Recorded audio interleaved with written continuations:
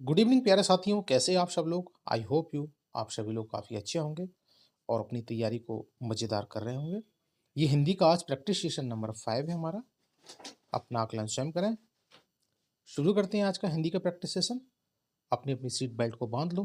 तो यस, प्रश्न संख्या 31 से लेकर के 39 तक जैसे आपके सीटेट के पेपर में आता है हूबहू, बस आप ये समझ के दिया करो इस टेस्ट को कि आप अपने एग्जाम में बैठे हुए हो। ठीक है, ये आपका पहला गद्यांश है। गद्यांश को आप लोग अच्छे तरीके से पढ़ लीजिएगा या मैं पढ़ के दिखाऊं। गांधी जी मानते थे कि सामाजिक या सामूहिक जीवन की ओर बढ़ने से पहले कौटुंबिक जीवन का अनुभव प्राप्त करना आवश्यक है। ये कौटुंबिक क्या है दोस्तों? कौटुंबिक मतलब कुटुंब। इसीलिए वे आश्रम में जीवन बिताते थे। वहां सभी का भोजन या भोजनालय में भोजन करते थे। इससे समय और धन तो बचता ही था, साथ सामूहिक जीवन का अभ्यास भी होता था। लेकिन यह सब होना चाहिए समय पालन, सुव्यवस्था और शुचिता के साथ। इन और इस और लोगों को प्रोत्साहित करने के लिए गांधी जी स्वयं भी सामूहिक रसोई घर में भोजन करते थे। भोजन के समय 2 बार घंटी बजती थी। जो तो दोस्तों ये भी आपका गद्यांश है, आप लोग पढ़ लीजिएगा अच्छे तरीके से। और ये यहाँ से आपके अब क्वेश्चन शुरू होते हैं। तो बेसिक सा इसका प्रोसेस है, कुछ नहीं करना है। आप सबसे पहले क्वेश्चन को पढ़ लीजिए, उसके बाद गद्यांश को पढ़िए, तो आपको बिल्कुल सिंपल बहुत अच्छे तरीके से आपको फ्री के 15 नंबर मिलेंगे। तो शुरू करते हैं अब। क्वेश्चन नंबर 31, गांधी जी ने किस बात की पूरी सजा भुगतने की बात की थी? देर से रसोई घर में पहुंचने की। ऑप्शन नंबर 2, सामूहिक जीवन की, आश्रम जीवन बिताने की, या गलत नियम बनाने की। तो क्या होगा दोस्तों भाई? अकॉर्डिंग फॉर गद्यांश राइट आंसर क्या होगा? अरे गांधी जी ने किस बात की पूरी सजा भुगतने की बात की थी? बताओ बताओ, क्या गद्यांश में लेके चलूं आप लोगों को? तो प्यारे साथियों, इसका राइट आंसर होगा ऑप्शन नंबर 1। क्यों भाई? क्योंकि गद्यांश में दिया है ना कि गांधी जी खाने के लिए लेट हो गए थे। तो पूरी सजा भुगतने की बात किस में की गई है? गद्यांश के अंदर में। क्यों? देर से रसोई घर में पहुंचे थे वो। तो option number 1 is right answer. Question number 32, सामूहिक जीवन बिताने के लिए सबसे महत्वपूर्ण है। क्या महत्वपूर्ण है भाई? अरे समूह के लिए बनाए गए नियमों का पालन करना, सब समान स्तर के हों, समान विचारधारा होना, समूह के सदस्यों की आपसी प्रतिस्पर्धा। तो बताओ दोस्तों क्या होगा क्वेश्चन नंबर 32 का राइट आंसर अकॉर्डिंग फॉर गद्यांश? तो option number 1 is right answer. क्यों भाई? अरे समूह के लिए बनाए गए नियमों का पालन करना, ये गद्यांश में दिया गया है कि नहीं दिया गया? आप लोगों ने पढ़ा नहीं है इसका मतलब। पहले आप क्वेश्चन पढ़ो या गद्यांश पढ़ो। आप एक बार सरसरी नज़र से या डीपली गहराई से एक बार गद्यांश को पढ़ लोगे तो अपने आप आपको सारे क्वेश्चन बन जाएंगे। ठीक है। क्वेश्चन नंबर 33, कानून के सामने तो सब बराबर होते हैं न, गांधी जी का यह कथन किस ओर संकेत करता है? गांधी जी झेप गए थे, कानून किसी तरह का भेदभाव नहीं करता है, गांधी जी पूरी ईमानदारी से नियमों का पालन करने में विश्वास रखते हैं, कानून के हाथ लंबे होते हैं। तो बताइए दोस्तों क्या है भाई? 33 क्या कह रहा है अकॉर्डिंग फॉर गद्यांश? राइट आंसर होगा ऑप्शन नंबर 3। ओके, ज्यादा टाइम नहीं ले रहा हूं मैं क्योंकि ये गद्यांश के क्वेश्चन है। क्वेश्चन नंबर 34, दूसरी घंटी के बाद रसोई घर का दरवाजा क्यों बंद कर दिया गया था? ये गद्यांश में दिया गया है सारा का सारा संवाद। ताकि लोग समय से भोजन करें और नियम का पालन भी करें। ऑप्शन नंबर 2, ताकि लोग अंदर ना आ सकें। ऑप्शन नंबर 3, ताकि लोग एक आध दिन उपवास कर सकें, ऐसा गांधी जी का निर्देश था। तो क्या होगा दोस्तों क्वेश्चन नंबर 34 का राइट आंसर अकॉर्डिंग फॉर गद्यांश? इसका राइट आंसर होगा ऑप्शन नंबर 1, ताकि लोग समय से भोजन करें और नियमों का पालन भी कर सकें। ओके, समझ में आ गया आप लोग? क्वेश्चन नंबर 35, सभी भोजनालय में एक साथ भोजन करते थे, इससे सुव्यवस्था रहती थी, गांधी जी और हरिभाऊ जी को बहुत असुविधा हुई थी, सामूहिक जीवन के महत्व का पता चलता था, केवल धन की बचत होती थी। तो बताओ दोस्तों क्या होगा 35 का राइट आंसर? गद्यांश के अकॉर्डिंग इसका राइट आंसर है सामूहिक जीवन के महत्व का पता चलता था। ओके, आप लोग अपना आकलन किया करो भाई। मेरे आंसर बताने से पहले आप लोग आंसर बता दिया करो। क्वेश्चन नंबर 36, शुचिता। शुचिता शब्द का क्या अर्थ है? सरलता होगा, निष्पक्षता होगा, पवित्रता होगा या निर्मलता होगा? तो बताओ दोस्तों, क्वेश्चन नंबर 36 का राइट आंसर क्या होगा? शुचिता शब्द का सही अर्थ क्या है? अरे भाई क्या होता है? पवित्रता ही तो होता है ना। ये आपका पूर्व ज्ञान यहाँ पे काम करेगा। ओके। क्वेश्चन नंबर 37, इनमें से कौन सा एक प्रत्यय का उदाहरण है? बताओ। कौटुंबिक, आधिक्य, माणिक्य, अत्याधिक। तो बताइए, एक प्रत्यय किसमें लगा गया है? बताइए। इस क्वेश्चन का आंसर आप कमेंट में बताओगे मुझे। ठीक है, मैं नहीं बता रहा हूँ। अब देखते हैं किस किस को प्रत्यय आता है कि नहीं आता। ठीक है, आप लोग बताओगे इसका राइट आंसर क्या है। क्वेश्चन नंबर 38, भोजनालय का संधि विच्छेद। बताइए दोस्तों क्या होगा? भोजन प्लस आलय, भोजन प्लस लय, भोज प्लस नालय, भोजन प्लस आलय। तो बताइए दोस्तों क्या होगा राइट आंसर? अरे ऑप्शन नंबर 1 होगा ना इसका। भोजन प्लस आलय, भोजनालय। अब कौन सी संधि है इसके बारे में कौन बताएगा मुझे? ये कमेंट बॉक्स में बताना कि भोजनालय कौन सी संधि है। स्वर संधि, व्यंजन संधि, विसर्ग संधि। अब यदि स्वर संधि है तो कौन सी स्वर संधि है ये भी बताइएगा मुझे। क्वेश्चन नंबर 39, रसोई घर शब्द है क्या तत्सम शब्द है, रूढ़ शब्द है, योग रूढ़ है या यौगिक है? तो बताओ भाई, रसोई शब्द कौन सा शब्द है? किसके अंदर में आएगा? अरे भाई ये यौगिक है। Option number 4 is right answer. समझ में आया आप लोगों को? अब ये आपका है 40 से लेके 45 निम्नलिखित पद्यांश को ध्यानपूर्वक पढ़कर इस पर आधारित प्रश्नों के उत्तर दीजिए। सेम अकॉर्डिंग गद्यांश के हिसाब से ही आपको ये करना है। सबसे पहले आप क्वेश्चन पढ़ लीजिए, उसके बाद पद्यांश को पढ़िए और आपको बहुत अच्छे तरीके से ना इसके आंसर अपने आप निकल के चले जाएंगे। ओके, चलिए ये पद्यांश छोटा सा है, हम उसको पढ़ते हैं। मृदु मिट्टी के हैं बने हुए, मधु घट फूटा ही करते हैं, लघु जीवन लेकर आए, प्याले टूटा ही करते हैं, फिर भी मदिरालय के अंदर मधु के घट हैं, मधु प्याले हैं जो मादकता के मारे हैं, वे मधु लूटा ही करते हैं। यह कच्चा पीने वाला जिसकी ममता घट प्यालों पर, जो सच्चे मधु से जला हुआ कब रोता है, चिल्लाता है जो बीत गई सो बीत गई। तो दोस्तों ये आपका पद्यांश है। अब यहाँ से इसके क्वेश्चंस हैं। अब भाई क्वेश्चन नंबर 40 क्या कह रहा है? मृदु मिट्टी के हैं बने हुए, इस पंक्ति का आशय किससे है? क्या भाई कच्ची मिट्टी से बने हुए हैं, कोमल मिट्टी से बने हुए हैं, कोमल भावनाओं से बने हुए हैं या कमजोर हृदय वाले हैं? तो क्या होगा दोस्तों राइट आंसर? पढ़ा तो होगा आप लोगों ने। तो राइट आंसर है, बताइए क्या है? Option number 3। अरे कोमल भावनाओं से बने हुए हैं। अकॉर्डिंग फॉर पद्यांश ही आंसर लगाना है इसमें। ओके। अब क्वेश्चन नंबर 41, प्याले शब्द का पद्यांश में किसके लिए प्रयुक्त हुआ है? चलिए भाई, थोड़ा सा पद्यांश ही ठीक ठाक लेवल का है। क्या मनुष्यों से है, प्याला से है, व्यक्ति विशेष से है या ऑल ऑफ दिस या सभी से है? तो बताइए प्याले शब्द पद्यांश में किसके लिए प्रयुक्त किया गया है? अरे भाई मनुष्य के लिए प्रयुक्त किया गया है। Option number 1 is right answer. समझ में आया आप लोगों को? क्वेश्चन नंबर 42, मधु कौन लूटा करते हैं? बताओ भाई कौन लूट रहा है मधु? कच्चा पीने वाला, मदिराले वाले, मधु से जलने वाले, जो मादकता के मारे होते हैं? तो बताओ दोस्तों क्या होगा राइट आंसर? अरे मधु कौन लूटता है? जो मादकता के मारे हैं। Option number 4 is right answer. Yes. Question number 43, कवि पाठक से क्या आग्रह करता है? अरे प्याले तोड़ने के लिए करता है, बीतू ही बातों को भुलाने के लिए करता है, मदिरालय जाने के लिए करता है, मधु लूटने के लिए करता है? तो क्या होगा राइट आंसर? अरे पाठक से क्या आग्रह कर रहा है? अरे बीती हुई बातों को भुलाने के लिए तो कह रहा है ना। Option number 2 is right answer. समझ में आ गया? अकॉर्डिंग फॉर पद्यांश। ओके। अब मादकता क्या अर्थ क्या है? बताओ मादकता क्या है? वैसे तो बहुत ही बुरी चीज होती है ये। क्या नशा है, आकर्षण है, अभिमान है, मदिरा है?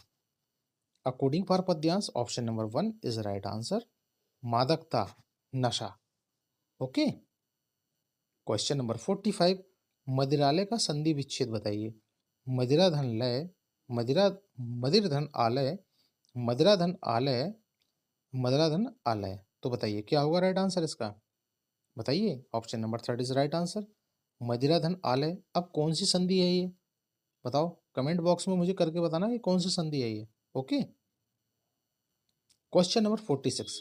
बच्चे अपने आसपास बोली जाने वाली भाषा या भाषाओं को सुनकर स्वयं, अब यहाँ से हिंदी पेडागोजी के क्वेश्चन शुरू हो गए ये, अपना लघु व्याकरण बनाते हैं, भाषा के नियम नहीं बना सकते, अपनी भाषा में संबोधन नहीं कर सकते, भाषा का सृजनशील प्रयोग नहीं कर सकते।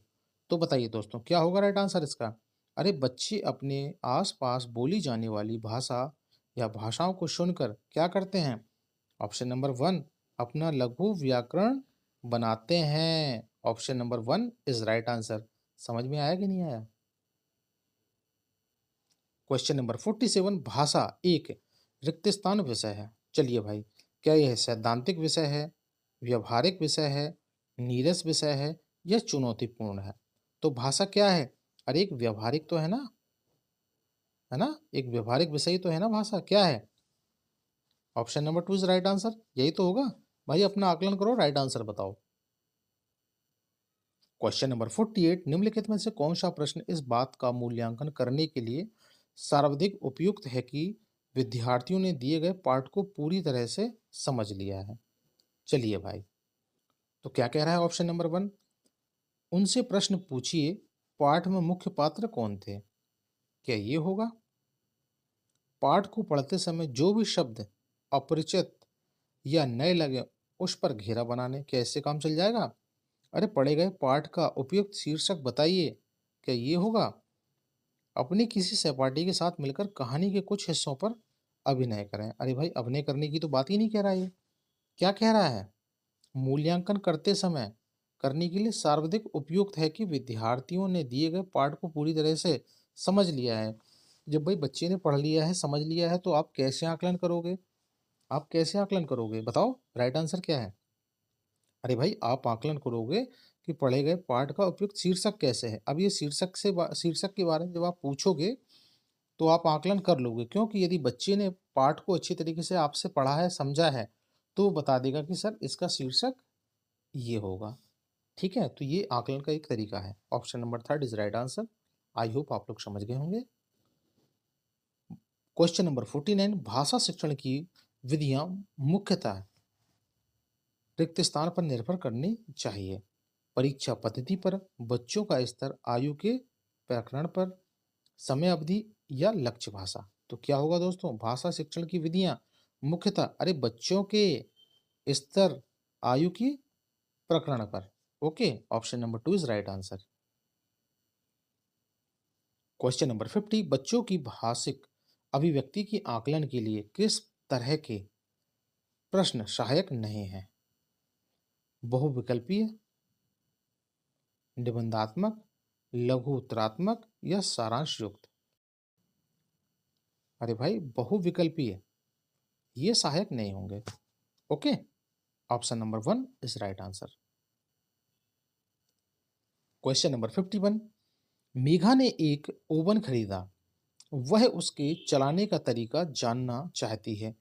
कौन से बटन से ओवन चलेगा? विशेषकर यह जानने के लिए उसने निर्देशों को पढ़ना शुरू किया। पठन के इस उपकौशल किस नाम से जाना जाएगा? बस ये पूछ रहा है कि पढ़ने का ये जो कौशल है, उपकौशल है, इसका क्या नाम होगा?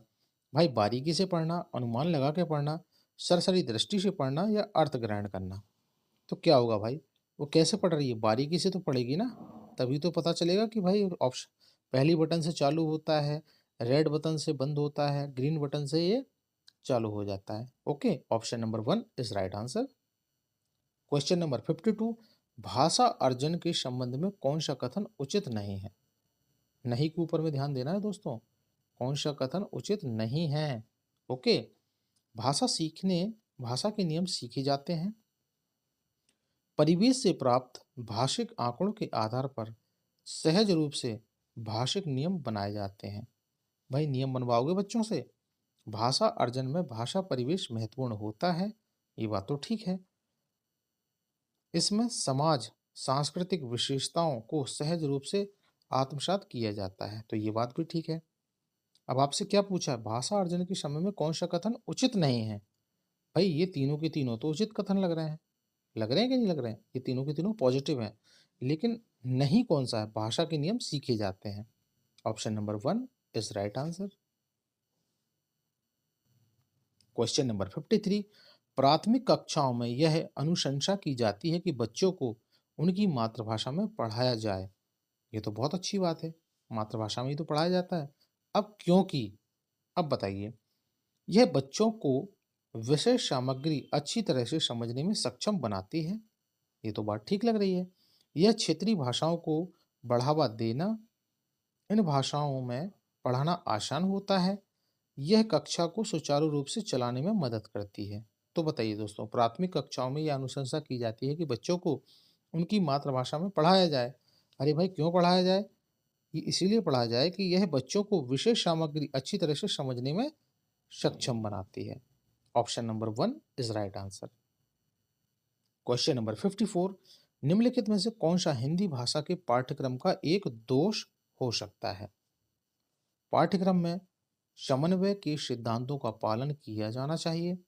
पाठ्यक्रम में प्रजातांत्रिक मूल्यों के विकास आदि पर ध्यान रखा जाना चाहिए। पाठ्यक्रम में साहित्यिक क्रियाओं का उचित स्थान नहीं होना चाहिए। पाठ्यक्रम सामग्री को बच्चों के मानसिक एवं बौद्धिक स्तर के अनुकूल रखना चाहिए। तो बताओ दोस्तों, पाठ्यक्रम का एक दोष हो सकता है, कौन सा दोष है भाई? ऑप्शन नंबर 3, पाठ्यक्रम में सामूहिक क्रियाओं का उचित स्थान नहीं है, नहीं होना चाहिए। अरे जबकि भाई होना चाहिए ना, ये तो ये गलत कह रहा है, तो option number 3 is right answer होगा। क्वेश्चन नंबर 55, अभिकथन भाषा का कार्यात्मक मॉडल संप्रेषणात्मक क्षमता को या की अवधारणा से जुड़ा है। ओके, भाषा कार्यात्मक अर्थों की अभिव्यक्ति और वास्तविक दुनिया की गतिविधियों को करने का एक माध्यम है। अब नीचे इसके कूट दिए गए हैं दोस्तों, क्या होगा राइट आंसर? ए और आर दोनों सही हैं, आर ए की सही व्याख्या कर रहा है, या ए और आर दोनों गलत हैं, ए गलत है आर सही है। तो राइट आंसर क्या होगा बताइए दोस्तों? Option number 1 is right answer. A और आर दोनों सही हैं, आर ए की सही व्याख्या भी कर रहा है, तो option number 1 is right answer. Question number 56, निम्नलिखित में से कौन सा प्रश्न भाषा के आकलन हेतु प्राथमिक जांच कार्य नहीं है? निगेटिव क्वेश्चन है दोस्तों। एक वृक्ष की आत्मकथा लिखें, क्या इससे होगा? कल्पना करें कि आप अपने घर के बाहर लगा हुआ एक वृक्ष है और अपनी कहानी बता रहे हो। किसी चित्र में दिए गए दृश्य का वर्णन अपने शब्दों में करें। अपने विद्यालय आते हुए आपने रास्ते में दो पुरुषों को झगड़ा करते हुए देखा, इस घटना का वर्णन करें। तो दोस्तों बताओ क्या होगा? अरे भाषा के आकलन हेतु प्रमाणिक जांच कार्य नहीं होगा। ऑप्शन नंबर 1, अरे एक वृक्ष की आत्मकथा लिखो, ये नहीं होगा दोस्तों। Okay, option number 1 is right answer. Question number 57, निम्नलिखित में से कौन सा केंद्रीय माध्यमिक शिक्षा बोर्ड के फॉर्मेटिव मूल्यांकन के लिए सुझाव नहीं है? चलिए भाई, स्रोत आधारित विश्लेषण, मॉडल चार्ट, अधिक आवृत्ति के परीक्षण करना, प्राथमिक पाठ्य सामग्री के लिए प्रमाणित स्रोतों का उपयोग करना। तो बताइए दोस्तों, केंद्रीय माध्यमिक शिक्षा बोर्ड के फॉर्मेटिव मूल्यांकन के लिए सुझाव नहीं है, तो क्या नहीं है? ऑप्शन नंबर 3 नहीं है, अधिक आवृत्ति से परीक्षण करना। Okay, option number 3 is right answer. Hindi भाषा में मूल्यांकन के संचित अभिलेखों में होना चाहिए। भाई मूल्यांकन के संचित अभिलेखों में होना चाहिए, इसके बारे में पूछ रहा है। विद्यार्थियों की उपस्थिति और चिकित्सा रिकॉर्ड, विद्यार्थियों द्वारा प्रदर्शित अनुशासनहीनता की घटनाओं का रिकॉर्ड, या विद्यार्थियों की रुचि, अभिक्षमता और सामाजिक समायोजनों को प्रगतिशील विकास का रिकॉर्ड, किसी भी विशिष्ट दिन विद्यार्थियों के व्यवहार का रिकॉर्ड। तो क्या होगा दोस्तों राइट आंसर? क्या कह रहा है क्वेश्चन, दोबारा से पढ़ लो। हिंदी भाषा में मूल्यांकन के संचित अभिलेखों में होना चाहिए। भाई किस अभिलेख में होना चाहिए? ऑप्शन नंबर 3 में होना चाहिए। विद्यार्थियों की रुचियों, अभिक्षमता और सामाजिक समायोजनों के प्रगतिशील विकास का record. Option number 3 is right answer. Okay, question number 59, बहुसांस्कृतिक पृष्ठभूमि वाले कक्षा में भाषा शिक्षक को क्या करना चाहिए? चलिए भाई, ऑप्शन नंबर 1, परस्पर बातचीत करने के अधिकाधिक अवसर देना चाहिए। बच्चों को मानक भाषा प्रयोग के लिए ही कहना चाहिए। मौखिक कौशलों पर बल देना चाहिए। अभिव्यक्तात्मक कौशलों पर ही बल देना चाहिए। तो दोनों दोस्तों, ये बल नाम के राक्षस आपके बैठे हुए हैं, तो ये आपका आंसर नहीं होगा। अब आपके पास पहला बचा हुआ है ऑप्शन और दूसरा बचा हुआ है। अरे कक्षा में भाषा शिक्षक को क्या करना चाहिए? बहुभाषिक सांस्कृतिक पृष्ठभूमि वाले बच्चों के साथ, अरे बच्चों को अवसर देना है ना, आप लोगों को अवसर देने चाहिए। Option number 1 is right answer. Okay. Question number 60, कक्षा 7वीं की शिक्षिका अपने विद्यार्थियों को पास के किसी एक शहर में घुमाने जाने की योजना बनाने के लिए कहती है। विद्यार्थियों को अपनी योजना की शुरुआत बस के आरक्षण आदि से करती है। विद्यार्थी इस काम को 5-5 के समूह में करेंगे। बाद में यह समूह भ्रमण योजना साझा करते हैं तथा अंतिम प्रारूप बनाते हैं। भाषा अधिगम में यह कार्य क्या कहलाएगा? चलिए भाई, भाषा अधिगम के कार्य, भाषा अधिगम के लिए कक्षा चर्चा,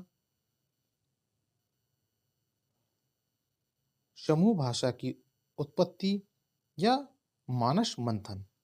तो बताइए दोस्तों, क्या होगा राइट आंसर? क्या होगा राइट आंसर बताइए।